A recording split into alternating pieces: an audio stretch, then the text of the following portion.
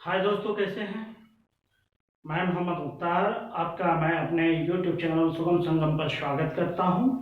आइए दोस्तों, पिछले वीडियो को ही आगे बढ़ाते हुए यह दूसरा वीडियो है और वो वीडियो है वाक्यों की अशुद्धि के संबंध में, जिसमें हम हिंदी के प्रमुख वाक्यों जो परीक्षाओं में अक्सर पूछे जाते हैं उसमें पाई जाने वाली अशुद्धियों का अध्ययन करते हैं। आज उसी कड़ी में ये दूसरा वीडियो है, ठीक है। ये लगातार है, आप इनकी जगह उनको पहले देखें, उनके बाद इन्हें देखें तो आपको ज्यादा समझने में आसानी होगी। वो सारे वीडियो आपको प्लेलिस्ट में मिल जाएंगे, ठीक है दोस्तों। आइए समय नहीं गंवाते हुए हम आगे बढ़ते हैं, ठीक है। आइए देखते हैं, ये सारे वाक्य अशुद्ध है, पहले क्लियर होनी चाहिए। जो हमने लिखा है ये अशुद्ध वाक्य है, हमें पहचानना है कि उसमें अशुद्धि कहाँ है और इसे हमें शुद्ध करना है। आप हेडिंग में देख रहे होंगे वाक्यों की अशुद्धियां भाग 2, ठीक है। भाग 1 क्लियर हो चुका है जो प्लेलिस्ट में है। आइए देखते हैं, पहले वाक्य को हम देखें। इस समय आपकी आयु 40 वर्ष की है। ये सामान्य वाक्य है। हमें अशुद्धि ये देखना है, इस वाक्य में आयु शब्द अशुद्ध है और वो इसलिए अशुद्ध है कि आयु किसी भी व्यक्ति या पुरुष की समस्त जीवन काल को आयु कहते हैं। जैसे कृषि की मृत्यु हो जाने पे हम उसकी आयु निकाल सकते हैं कि जन्म कब हुआ, मृत्यु कब हुई। लेकिन चूंकि जिसके बारे में कहा जा रहा है वो तो जीवित है, वो जिंदा है, तो उसकी आयु नहीं होगी, अवस्था होगी। वर्तमान स्थिति को उनकी अवस्था कहते हैं। क्लियर है दोस्तों। तो इसको हम शुद्ध करेंगे। इस समय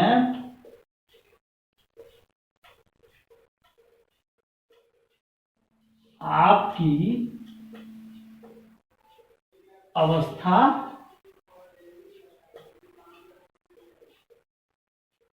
40 वर्ष की है। क्लियर, कोई डाउट नहीं होनी चाहिए दोस्तों। आइए दूसरे वाक्य की ओर बढ़ते हैं। इसमें लिखा है कि उसकी पत्नी, यहां दोनों संयुक्त है दोस्तों, ठीक है। उसकी पत्नी बड़ी लजीज है। तो दोस्तों लजीज शब्द जो है खाने पीने की चीजें हुआ करती है, बल्कि पत्नी जो है वो शर्मीली होगी, लजीज नहीं शर्मीली होगी, ठीक है। आप इसमें लजीज शब्द को खाने पीने की चीजों के साथ उपयोग कर सकते हैं, लेकिन हम इस वाक्य को शुद्ध करने वाले हैं पत्नी शब्द के साथ जो है कि शर्मीली शब्द लगेगा, ठीक है। इसको शुद्ध कीजिए। उसकी पत्नी बड़ी शर्मीली है।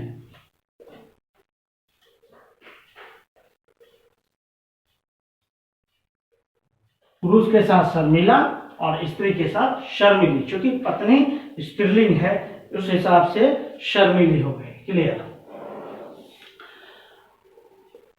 अब देखिए, ये तीसरा वाक्य एक महत्वपूर्ण वाक्य है जो अक्सर पूछे जाते हैं कि हम अपने नाम के साथ श्री क्यों नहीं लगा सकते या जी क्यों नहीं लगा सकते। तो इसका कारण ये है कि जब आप या हम अपने नाम के साथ श्री या जी लगाते हैं तो यह एक प्रकार के अहंकार और शिष्टाहीनता को प्रदर्शित करता है। जवाब मिल गया। और जवाब ये भी मिला कि हम श्री या जी किसके नाम के आगे लगा सकते हैं। अपने अलावे, स्वयं के अलावे जब हम किसी का परिचय करा रहे होते हैं तो वहां हमें श्री लगाना। क्लियर है। और दूसरी बात ये कि जब हम किसी का के नाम के साथ अगर श्री और जी लगाते तो दोनों में से किसी एक का उपयोग करना है, चाहे तो श्री लगाइए या तो जी लगाइए। इसमें ये दोनों अशुद्ध है, क्योंकि मेरा नाम, मैं खुद के बारे में बता रहा हूं, है ना। तो मेरा नाम आनंद कुमार है, यह सीधा होगा। मेरा नाम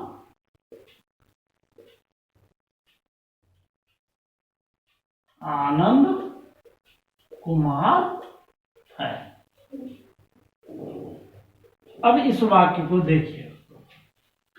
अभंग एक प्रकार का मराठी छंद होता है। ऐसे तो अमूमन इसमें कोई अशुद्धि नहीं है, लेकिन हमें शुद्ध करना है, फिर भी अशुद्ध है। होता क्या है कि बेवजह किसी शब्दों का प्रयोग करना भी वाक्य के अशुद्धि का कारण होता है। और वो ये है कि जैसे आप देख रहे हैं अभंग एक तो है ही, उसके बाद ये प्रकार का लगाना गलत है, छंद है ही, और लेकिन होता लगाना गलत है। ये जो है कि बेमतलब का बोल सकते हैं आप, जिसका कोई उपयोग नहीं है, या फिर इसके उपयोग करने से उसमें कोई अर्थ में चेंजिंग ही नहीं आ रहा है, तो मैं ऐसे शब्दों का प्रयोग क्यों करूं। ये ज्यादा शब्दों के प्रयोग करने से संबंधित ये अशुद्धियां हैं। क्लियर है दोस्तों? इसको शुद्ध कीजिए। अभंग एक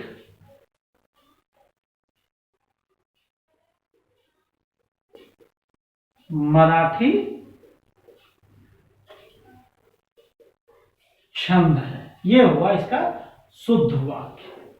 अब इस वाक्य को देखिए,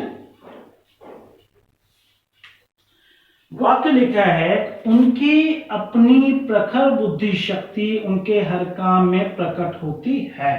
ये वाक्य थोड़ा लंबा है, इसलिए मैंने दो हिस्से में बांट दिया है, क्योंकि ये इधर जगह बचनी चाहिए। उनकी अपनी प्रखर बुद्धि शक्ति उनके हर काम में प्रकट होती है। ये है पहली बात। तो अशुद्धि ये है कि अपनी शब्द मैं खुद के लिए उपयोग कर सकता हूं, अपने लिए प्रयोग कर सकता हूं। अपनी शब्द अपने लिए प्रयोग कर सकता हूं, क्योंकि मैं किसी और के बारे में इसमें बात कर रहा हूं, तो अपनी तो लगा नहीं सकते। और ये इनको अगर हम छोड़ते हैं तो उनके बाद भी ये वाक्य रचना एक बेडौल सा लगता है। और क्या है कि इसमें भी कई शब्दों का बेवजह प्रयोग किया गया है। अब वो कैसे है कि इनको हम देखते हैं शुद्ध करके। ठीक है, उनके हर काम में प्रखर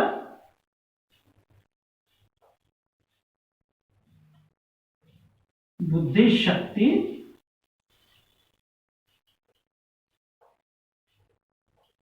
प्रकट होती है। ये है शुद्ध वाक्य। आप देख रहे हैं कि वाक्यों का बेवजह या उनकी शब्द भी नहीं लगाना है ना, अपनी भी नहीं लगाना है, बल्कि शब्दों का उलटफेर करना है। जैसे यहां से शुरुआत करना, उनके हर काम में प्रखर बुद्धि शक्ति प्रकट होती। हम जो कहना चाहते हैं वो इससे स्पष्ट हो जाता है, लेकिन यह शुद्ध है और यह अशुद्ध है। क्लियर है? क्यों अशुद्ध है वो आप समझ गए। अब इस वाक्य को देखते हैं। उस वन में प्रातः काल का दृश्य बहुत ही सुहावना था। यह वाक्य है जो परीक्षाओं में पूछा जाता। अब इसमें देखिए अशुद्धि ये है कि प्रातः काल तो स्वयं एक समय है, ठीक है ना, दृश्य देने की कोई जरूरत नहीं है, क्योंकि प्रातः काल है ही वो एक प्रकार का दृश्य।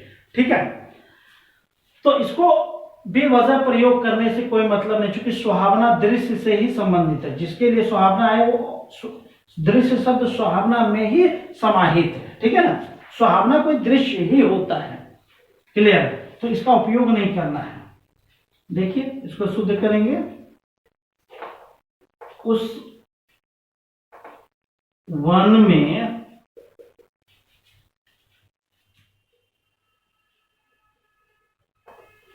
प्रातः काल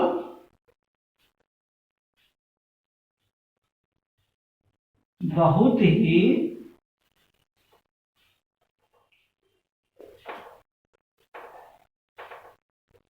सुहावना था।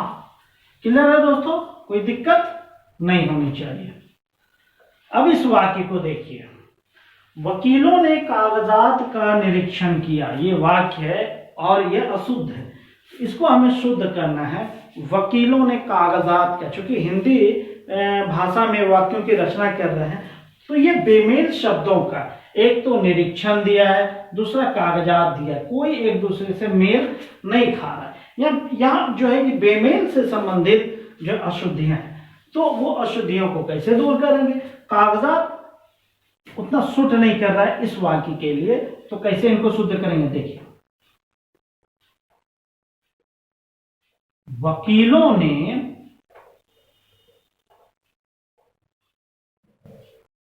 कागजों की जांच की।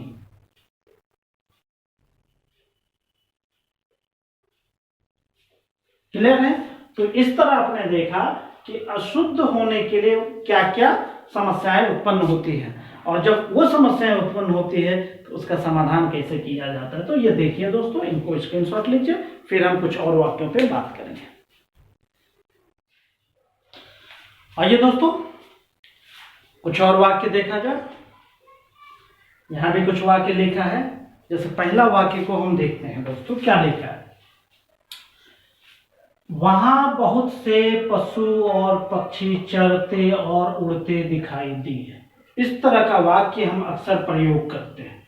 ठीक है, तो देखिए इसमें अशुद्धि क्या है कि इस तरह का जब वाक्य रहता है पशु और पक्षी, तो उसमें क्रिया इस तरह और से नहीं जोड़ना है। ठीक है ना, क्रमशः उनकी क्रिया देने की इसमें कोई जरूरत नहीं है, और इस वजह से यह अशुद्ध हो गया है। इसको हमें शुद्ध करना है, और वो कैसे करना देखिए। वहां बहुत से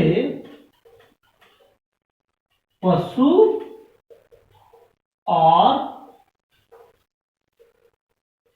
पक्षी चरते, आप डैश दे सकते हैं, इस तरह का चिन्ह आप दे सकते हैं। चरते उड़ते दिखाई दिए। क्लियर है दोस्तों? आप देख रहे हैं कि ये और की वजह से हमारा वाक्य अशुद्ध हो गया है ना, उसका शुद्धिकरण हो गया। अब आइए अगला वाक्य की ओर देखते हैं, इसमें क्या है। नारायण जिसे 6 महीने की सजा हुई थी की अपील मंजूर हो गई। ये वाक्य जो हम धड़ल्ले से प्रयोग करते हैं और इस पर हम ध्यान भी नहीं देते। आ जाइए इसी को हम देखते हैं, इसमें अशुद्धि कहाँ है। ऐसे अमूमन देखा जाए कि ये इसमें व्याकरण की भी कोई अशुद्धि नहीं मानी जाएगी। ठीक है ना, लेकिन यह वाक्य अशुद्ध है। वो क्यों है? इसमें शब्दों का बेवजह प्रयोग किया गया है, ज्यादा शब्दों का प्रयोग किया गया है।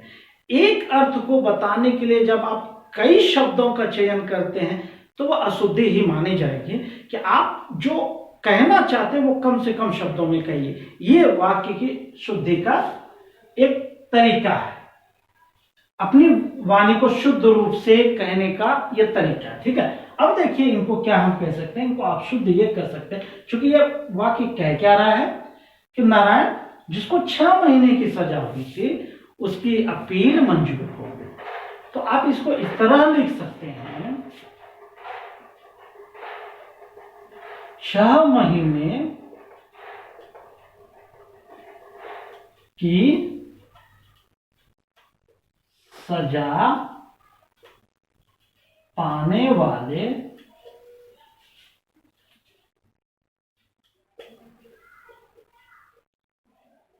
नारायण की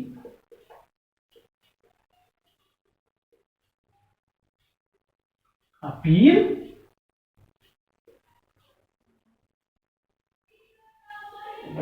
मंजूर हो गई। आप देखिए कि इस वाक्य में जो आप कहना चाहते थे वो इस वाक्य में शुद्ध रूप से कह दिया गया। क्लियर है? कोई डाउट नहीं होनी चाहिए। अब आगे वाक्य की ओर बढ़ते हैं। अगला वाक्य ये कहता है कि मैं अपनी बात का स्पष्टीकरण करने के लिए तैयार हूं। इसमें देखिए दोस्तों, अशुद्धि ये है करना, क्योंकि स्पष्टीकरण का मतलब ही है स्पष्ट करना। तो करना शब्द उस स्पष्टीकरण में समाहित है। तो उसके अलावा तो इससे क्या मतलब हुआ कि स्पष्टीकरण में जब करना शब्द है ही, तो आप करना दोबारा प्रयोग करना है, तो इस वजह से यह वाक्य अशुद्ध हो जाता है। क्लियर है? तो इसको शुद्ध करने के लिए क्लियर है कि करना इसमें स्पष्टीकरण में समाहित है, तो करना यहां दोबारा प्रयोग करने की जरूरत नहीं है। तो देखिए कैसे करेंगे। मैं अपनी बात का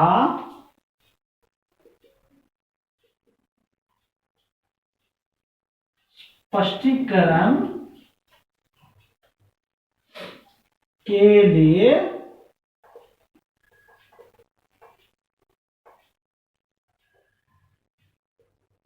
तैयार हूं। देख रहे हैं कि स्पष्टीकरण के बाद करना उपयोग में अनुचित है। अब दूसरा वाक्य देखिए, यह काम आप पर निर्भर करता है। इसमें क्या है कि निर्भर करता है कि कोई जरूरत नहीं। निर्भर का मतलब यह कि जिस पर आश्रित हो, वो जो हम कहना चाहते हैं निर्भर शब्द से क्लियर हो जाता है, वो अर्थ निकल जाता है। करना शब्द यहाँ पे उचित नहीं है। तो यह करना शब्द में ही सारी अशुद्धि का राज छिपा, और वो देखिए उसको निकालना है। कैसे निकालना है? यह काम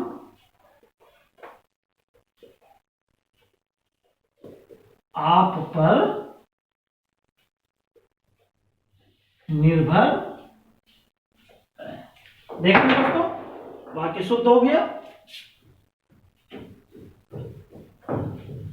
अब इस वाक्य को देखिए, मैं आपकी भक्ति करता हूं। पहली बात तो भक्ति या श्रद्धा की नहीं जाती, रखी जाती है। ये दिमाग में रखना है कि भक्ति हो या श्रद्धा हो, वो की नहीं जाती, रखी जाती है। तो इस अर्थ की वजह से यहां करना शब्द गलत है, बल्कि होना क्या चाहिए? रखना, है ना। भक्ति चूंकि रखी जाती है, तो आप देखिए,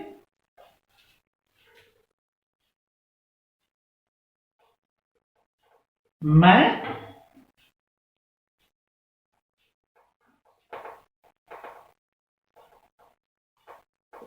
आपकी भक्ति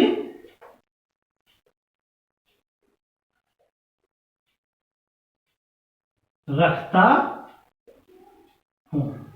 क्लियर है दोस्तों? अगला वाक्य देखिए क्या है। हमारे शिक्षक प्रश्न पूछते हैं। यह वाक्य भी अशुद्ध है, और वो अशुद्धि का कारण यह है कि प्रश्न पूछा नहीं जाता, प्रश्न किया जाता है। क्लियर है? प्रश्न पूछा नहीं जाता, प्रश्न किया जाता है। तो ये पूछना शब्द की वजह से यह वाक्य अशुद्ध हो गया। इनको शुद्ध करना है।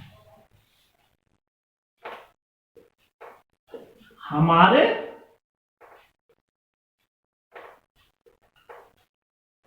शिक्षक प्रश्न करते हैं। क्लियर है दोस्तों? कोई डाउट नहीं होनी चाहिए। अब अगला वाक्य देखिए, इसमें क्या लिखा है? मैंने 1 वर्ष तक उनकी प्रतीक्षा देखी।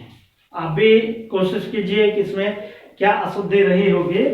अब देखिए क्या अशुद्धि है। पहली बात तो प्रतीक्षा देखी नहीं जाती, प्रतीक्षा की जाती है। क्लियर है? जैसे प्रश्न जो है पूछा नहीं जाता, प्रश्न किया जाता है। क्लियर? तो शब्दों के चयन की वजह से, शब्दों का गलत चयन करने की वजह से यह वाक्य अशुद्ध हो गया। ठीक है ना? तो इसको शुद्ध करेंगे। मैंने 1 वर्ष तक उनकी प्रतीक्षा की, है ना। चूंकि प्रतीक्षा स्त्रीलिंग है, इसलिए क्रिया स्त्रीलिंग हो गया। इसलिए कि वो इसलिए हुआ कि चूंकि कर्ता जो है विभक्ति सहित है, इसलिए क्रिया जो है कि कर्म के हिसाब से हुआ। प्रतीक्षा स्त्रीलिंग है इसलिए क्रिया भी स्त्रीलिंग हुआ। इस तरह आपने देखा कि वाक्य शुद्ध करना कितना आसान है। ठीक है दोस्तों, तो इनका स्क्रीनशॉट लीजिए या लिखिए, फिर से कुछ और वाक्य पे हम चर्चा करेंगे। आइए दोस्तों कुछ और वाक्य को देख लें। देखिए पहला वाक्य, ऐसी एकाध बात और देखने में आती है। तो यह अशुद्ध नहीं है, यह शुद्ध ही है, क्योंकि यहाँ पे बातें लिखा रहता है और लिखने में चूंकि मिस्टेक हो गई। ऐसी एकाध बातें और देखने में आती है, तो आपने देख लिया कि शुद्ध लिखने में ये बातें शब्द हट जाएगा। ठीक है ना, ऐसी एकाध बात और देखने में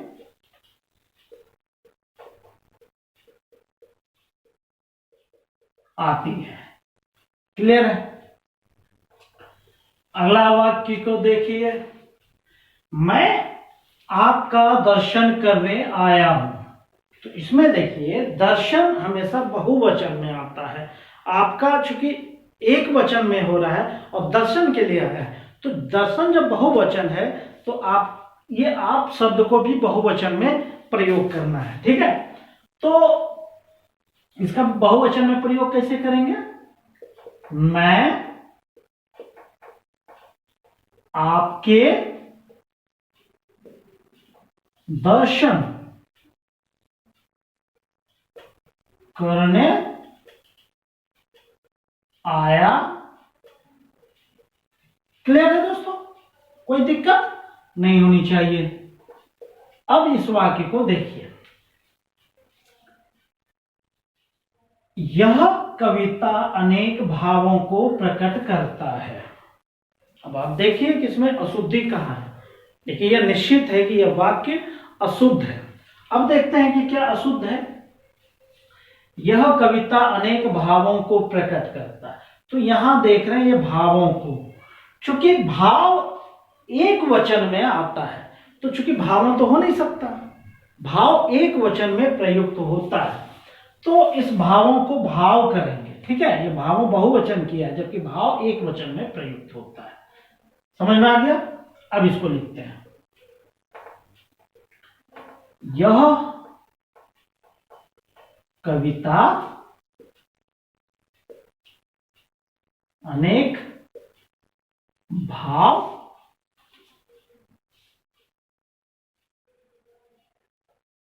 प्रकट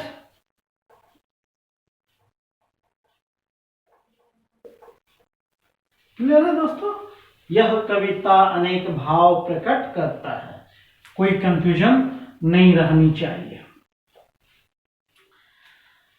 अब अगला देखिए वाक्य क्या कहता है, उसके चाचा को लड़की हुई है। हम आप धड़ल्ले से इस तरह के वाक्यों का प्रयोग करते हैं और हमें पता भी नहीं चल पाता कि हमने अशुद्ध वाक्य का चयन किया। तो इस तरह ये नहीं लिखा जाएगा, उसके चाचा को लड़की हुई है, इस तरह नहीं, बल्कि इस तरह लिखेंगे। और देखिए कैसे लिखेंगे, उसके चाचा के लड़की हुई है। अब इसमें मजाक नहीं समझिएगा दोस्तों, क्योंकि चाचा को लड़की हुई है ये लिखा है। आप इस पूरे वाक्य को एक बार गौर से पढ़िए। चाचा चूंकि पुरुष है और पुरुष को बच्चे नहीं हुआ करते, ठीक है ना, तो एक वजह ये है ये अशुद्ध होने का, क्योंकि को जिसके साथ लगा है तो इसका मतलब होता है चाचा को लड़की हुई, नहीं बल्कि चाचा के यहाँ लड़की हुई। तो यहाँ शब्द का प्रयोग नहीं करना है, इस वाक्य को शुद्ध करने के लिए उसके चाचा के लड़की हुई है। क्लियर? अगला वाक्य देखिए, शब्द केवल संकेत मात्र है। इसमें केवल और मात्र इन दोनों में से किसी एक का प्रयोग करना है, दोनों का प्रयोग करने की जरूरत नहीं है, और दोनों अपने अपने स्थान पे सही है। वो इस तरह कि आप प्रयोग कर सकते हैं, शब्द केवल संकेत है, या लिख सकते हैं शब्द संकेत मात्र है। मैं दोनों वाक्य लिख देता हूं, ठीक है।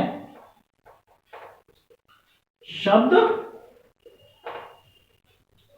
केवल संकेत है, या इस तरह लिखिए शब्द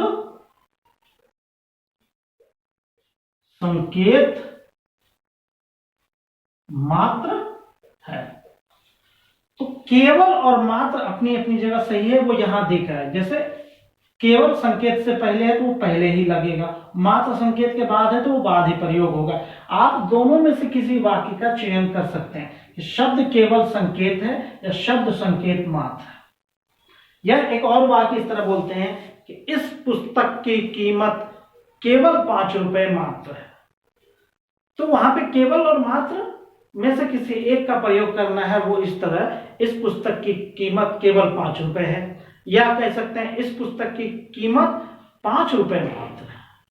कोई डाउट नहीं होनी चाहिए, कोई परेशानी नहीं होनी चाहिए दोस्तों। अब इस वाक्य को देखते हैं, इन दोनों में केवल यही अंतर है।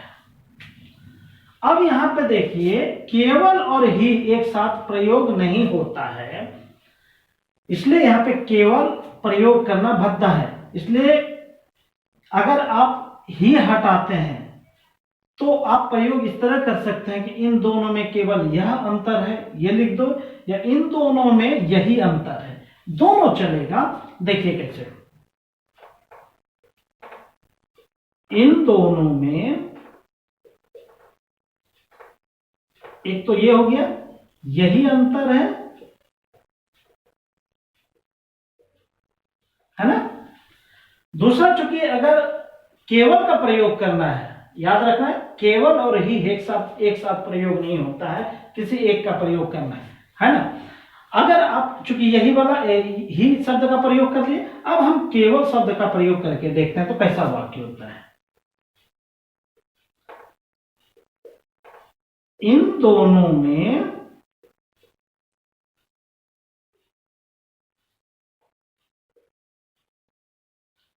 केवल यह अंतर है। आप इन दोनों में से किसी वाक्य का भी प्रयोग कर सकते हैं, ठीक है दोस्तों। तो इस वीडियो में इतना ही। और दोस्तों, अगर आपको मेरा वीडियो पसंद आता है और आप इससे अगर लाभान्वित होते हैं तो प्लीज वीडियो को लाइक कीजिए, कमेंट कीजिए दोस्तों, क्योंकि आपके लाइक और कमेंट करने से ही हमें जो है कि अच्छी एनर्जी मिलती है और हम नई ऊर्जा के साथ फिर से हम जो है वीडियो बनाते हैं, ठीक है दोस्तों। और जितना हो सके इस वीडियो को ज़्यादा से ज़्यादा शेयर कीजिए और ज़्यादा से ज़्यादा साथियों को इस परिवार से जोड़िए, क्योंकि मैं चाहता हूँ जितना जल्दी हो सके ये वीडियो ग्रो करे और अधिक से अधिक साथी इससे जुड़े और लाभान्वित हो, ठीक है दोस्तों। इसी के साथ थैंक यू, जय हिंद, जय भारत।